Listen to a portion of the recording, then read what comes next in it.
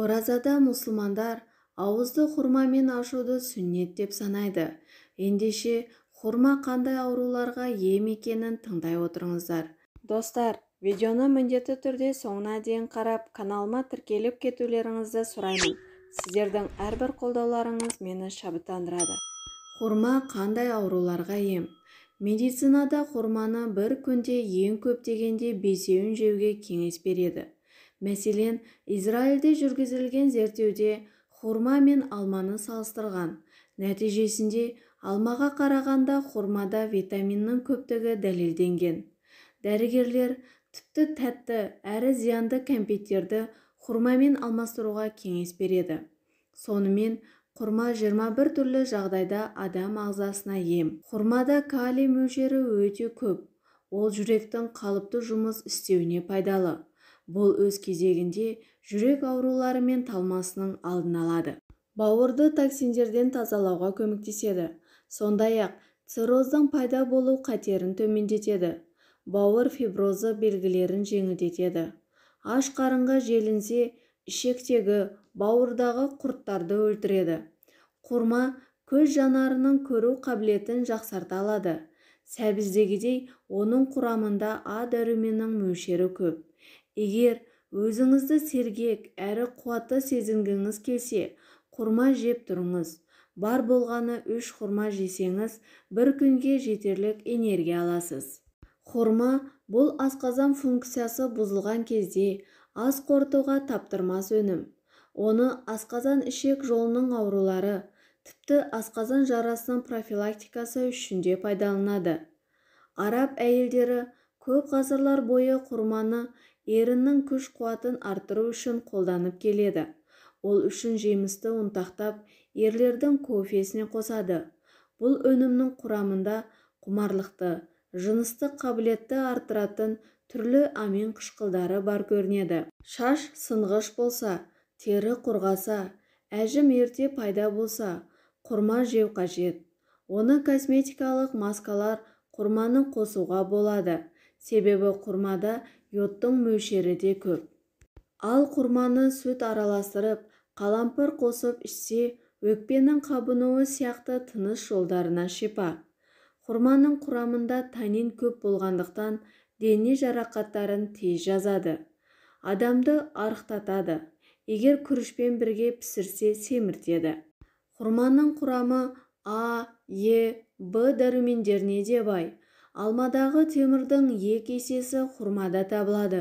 Сол себепті қан аз болған кісіге көп жеуіне кеңес беріледі. Жаңа босанған ана үшін де таптырмас жеміс, өйткені ана сүтін көбейтеді. Сондай-ақ ол обыр дертіне қарсы пайдалы. Құрамында микробы жоқ жеміс.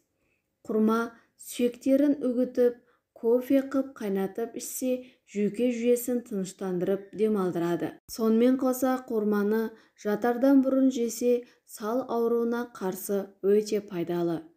Жүктілік кезінде көптеген әйелдің біраз уақыт жүрегі айнып, және де физиологиялық өзгерісте жүреді. Нәтижесінде ағзада калий жетіспеушілігі басталады. Сондықтан жүкті әйел хурманыда осы элементі бар тамақтар жеу тиіс. Калий құрамында көп мөлшерде бар деуге болады. Ол болашақ ананың ағзасындағы судың тепе-теңдігін сақтауға көмектеседі. Калий ағзаға, миға қажетті оттегіні алуға көмектеседі. Және де ойдың сергектігін қамтамасыз етеді. Мұнымен қоса ағзаға қажетті суды және бүйректегі қалдықтар мен зәрдің шығуын реттейді. Ағзадағы жеткілікті калий жоғары қан қысымын болдырмай, дененің терісіне жақсы әсер етеді. Хурмадағы тағы бір минерал ол темір. Ол қанның қызыл жасушаларындағы эритроциттер түзуші гемоглобиннің жұмысын реттейді. Қаназдықтың алдын алады және де баланың дұрыс жетілуіне де көмек береді. Эритроциттер оттегі мен көмір қышқылды алмастыруда маңызды рөл атқарады. Хурма темірге бай, сондықтан да күніне 15 хурмадан артық жеген адам ағзаға қажетті темірді алған болады. Сонымен қатар хурмада кездесетін кальций және фосфат, қаңқа мен тіреуіш әрі қозғағыш аппараттарының дұрыс қалыптасуын қамтамасыз етеді. Бұл жемісті үзбей жеу ағзаны сынғыш сүйек пен остеопороздан сақтайды. Құрманы әсіресе экологиясы нашар аудандарда тұратын адамдарға жеуге кеңес беріледі. Хурма онкологиялық ауруларды, туберкулезді емдеу кезінде және ми қызметін жақсарту мақсатында қолданылады. Арықтағысы келіп, алайда тәттіден бас тарта алмай жүргендер, адамдар конфеттің орнына хурма қолданса болады. Себебі олардың тәттіге қарағанда нәрлігі аз. Құран кітапта хурма туралы не делінген? Айша анамыздың айтуынша, пайғамбарымыз оразасын жас хурмамен, жас хурма болмаса кепкен хурмамен, ол болмаса сумен ашатын. Сол себепті хурмамен ауыз ашуды сүннет деп білген мұсылмандар қасиетті Рамазан айында дастарханға хурма қоюды игі дәстүрге айналдырған. Тіпті хурманы ауызашардың сәні деп те айтуға болғандай. Құрамындағы қант мөлшерінің көптігі ораза ұстаған адамның күні бойғы денесінің әлсірегенін кетіретіндігін айтқан мамандар хурманы жай уақытта да жиі жеп жүруге кеңес беруде. Хурма қайда өседі? Хурма пальмалар тұқымдасына жататын тропикалық жеміс.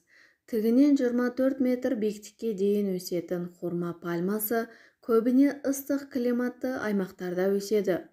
Хурма өсіру шаруашылығымен көбінесе Сауд Арабиясы, Ирак, Алжир, Мысыр, Судан сынды мемлекеттер айналысады. Аталық және аналық болып бөлінетін хурма ағашы ескі жапырақтарының түбімен бүртіктеліп, өріліп өседі.